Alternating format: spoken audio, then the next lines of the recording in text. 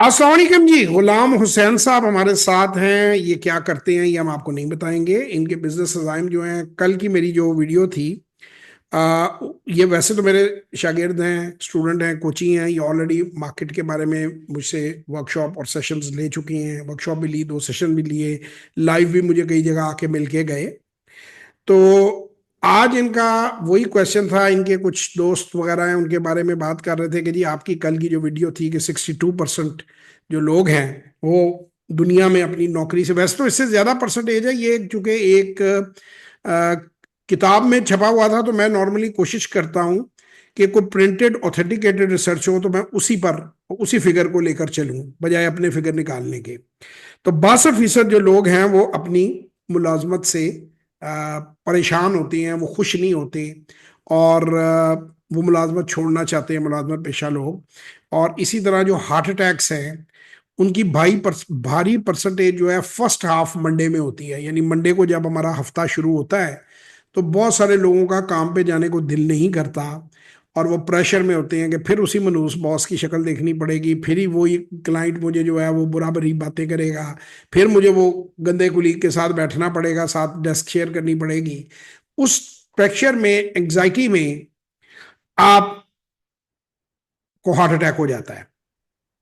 तो इस वजह से लोग अक्सर जो है वो एक वो गाना भी है, मसला सारा रोटी दा, या वो एक वो भी है कि रोटी बंदे रोटी की खानी है, रोटी बंदा खा जाती है, गल में रोटी फा पाती है, रोटी बंदा खा जाती है। तो cutting the long story short means कि आपने बिल तो पे करने हैं। अगर आप फैमिली वाले हैं, माँ बाप हैं, बीवी बच्चे हैं, तो जाहिर है उनके भी आपने पैसे वैसे जो हैं उनको देने हैं। तो अगर आप जॉब नहीं करेंगे तो आप, जाहिर बात है कि फिर आप कैसे वो पैसा जो है वो देंगे। तो इन सारी बातों का ऑल टुगेदर कंबाइंड ये बात है कि you have to earn, you have to make money to survive. तो ये, गुलाम हुसैन साहब आप खोल लें, अपना माइक खोल लें। तो ये उसके लिए काम करना पड़ता है। माइक आपका म्यूट हुआ हुआ है गुलाम हुसैन, उसे खोल लीजिए। माइक माइक म्यूट है आपका, हाँ। तो उसको करने के लिए बिल्स जो हैं वो पे करने पड़ते हैं। हाँ जी, हो गया अनम्यूट। तो क्या गुलाम हसन भाई, आपको इस सब्जेक्ट पे जो हमारी आज की डिस्कशन थी, आपने कुछ सीखा, कोई नॉलेज में इजाफा हुआ? जी सर, डेफिनेटली। पहले भी अल्हम्दुलिल्लाह आपसे 2-3 सेशन ले चुका हूँ और आज का भी हमारा बड़ा सक्सेसफुल रहा और काफ़ी कुछ सीखने को मिला है। जो यू फिजिकल नो, बिजनेस और उसके साथ साथ ऑनलाइन बिजनेस, उसका बहुत ज़्यादा मेन डिफरेंस आ रहा है के लिए। आपकी तो मुझसे मुलाकात भी हुई थी गालबन, मेरा ख्याल है नेबलर्स पे आप आए थे जब मेरा लेक्चर था। वहां वहां पे तो मेरा ख्याल है सेल्फी शेल्फी भी आपने बनाई थी, जहां तक मुझे याद पड़ता है। एम आई राइट? जी आज आप जी बता सर। रहे थे, मुझे रिमाइंड कर रहे जी थे। सर। तो बात यह है भाईजान जी कि सर। जी सर। जो डिस्कशन है, बिजनेस की डिस्कशन, एक और टॉपिक पे हमारी आज बात हुई, मैं लोगों से कहूंगा, उसे कहते हैं आर्ट ऑफ डिसीजन मेकिंग। यानी बहुत सारे लोग होते हैं, उनके पास तमाम मतलूबा इंफॉर्मेशन होती है, डेटा होता है, उनसे फैसला नहीं किया जा रहा होता कि मैं ये काम करूं या ना करूं। इसके इसी चीज की हम लोगों को प्रैक्टिस कराई जाती है, जो बीइंग अ कोच। यही वो चीजें हैं जो हम लोगों को सिखाते हैं, हम लोगों को बताते हैं कि कैसे आपने डिसीजंस मेक करने हैं, आपने फैसले कैसे करने हैं। इसे कहते हैं आर्ट ऑफ डिसीजन मेकिंग। और ये सिर्फ बिजनेस का नहीं होता। मसलन खुदा ना खास्ता, अल्लाह ना करे, मैं अच्छी बुरी बहुत सारी बातें आपको कह रहा हूँ। किसी के वाले साहब का बाईपास होना है, आधे डॉक्टर कह रहे हैं कि करवाएं, आधे कहते हैं ना करवाएं, ये इतने बूढ़े हैं, ये ऑपरेशन नहीं सहार पाएंगे। कोई बंदा है, खुदा ना खास्ता मियाँ बीवी उनमें नाचाकी है, उनमें तलाक हो रही है, वो तलाक दूं अपनी बीवी को या ना दूं, या औरत आ कहती है मैं तलाक लूं या ना लूं। कोई दो बिजनेस पार्टनर्स हैं, उनमें पार्टनर टोटल, कोई दो भाई हैं, उनमें बंटवारा हो रहा है। अब ये सारी चीजें आर्ट ऑफ डिसीजन मेकिंग में आती हैं। डिसीजन मेकिंग एक सब्जेक्ट है। उसमें फिर जब हमारे पास बंदा आता है तो हम उसको कहते हैं कि कागज पेंसिल पकड़ो, हम उससे सवाल पूछते हैं, उसकी इनसाइड आउट निकालते हैं। मुझसे बहुत से लोग पूछते हैं जी ये कोचिंग कोचिंग, ये कोचिंग होती क्या है? तो मैं उन्हें कहता हूं कि कोचिंग ये है, जैसे रात के टाइम पे आपने गाड़ी चलानी है तो कोच आपकी हेडलाइट है। आपको हेडलाइट 50 या 100 मीटर से ज्यादा तो मेरा नहीं ख्याल विजिबिलिटी करती होगी, मैंने खैर मैयर नहीं किया है, मैं हाइपोथेटिकल बात कर रहा हूं। लेकिन वो 100 100 मीटर देखते हुए आप पूरी मोटरवे पे 470 किलोमीटर फैसला वो जो है वो आप लाहौर से इस्लामाबाद पहुंच जाते हैं। तो कोच सिर्फ ये करता है कि वो रोशनी डालता है उन अंधेरों पे जो आपके अंदर मौजूद होती हैं। अगर फर्ज करें गुलाम हसन साहब ने, इन्होंने कोई बड़ा मुश्किल फैसला करना है, मैं कहता हूँ बिटिया बड़ी बयानी है, बेटे को कॉलेज है, 2 कॉलेजेस हैं, इसको मैं बेटे को ए कॉलेज में दाखिल कराऊं या बी में कराऊं, कोई घर बेचूं या ना बेचूं, किराए के मकान पे जाऊं, इस वाले पे जाऊं कि इस वाले पे जाऊं। तो इस सब का हम तरीका ये बताते हैं, कोच के पास कोई जादू नहीं होते, जादू की छड़ी नहीं होती, वो क्वेश्चंस देता है। Coaching is the art of asking questions.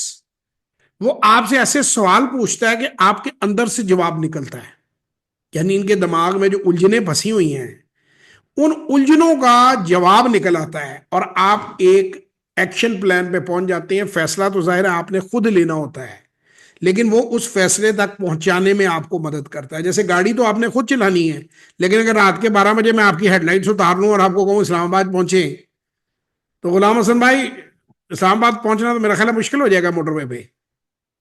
Ji sir, definitely. तो बस कोच ये है, आंखें तो आपकी हैं, हम आपकी आंखें नहीं हैं, हम आपका दिमाग नहीं है।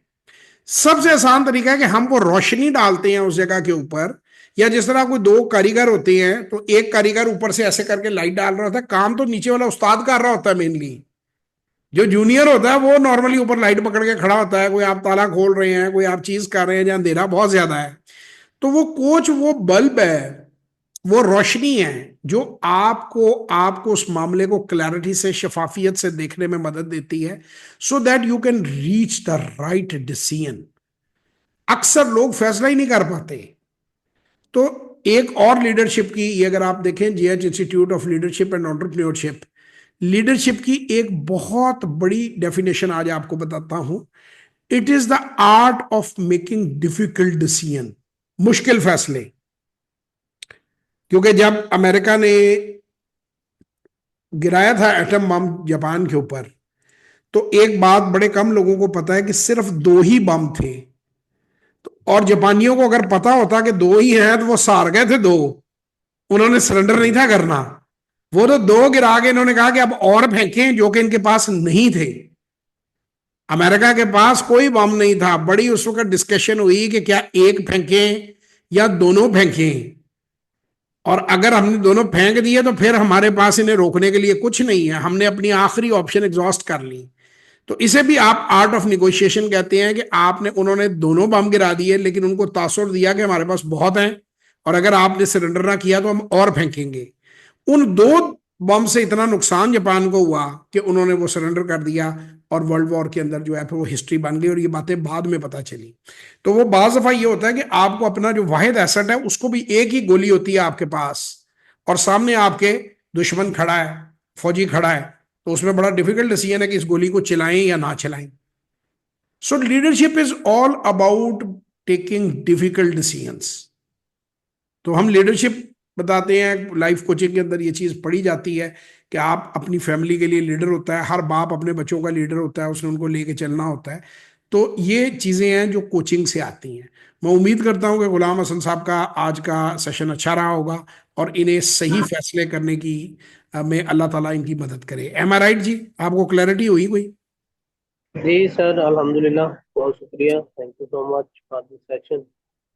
खुश रहें, अपना बहुत ख्याल रखें, दुआओं में याद रखें। पाकिस्तान जिंदाबाद।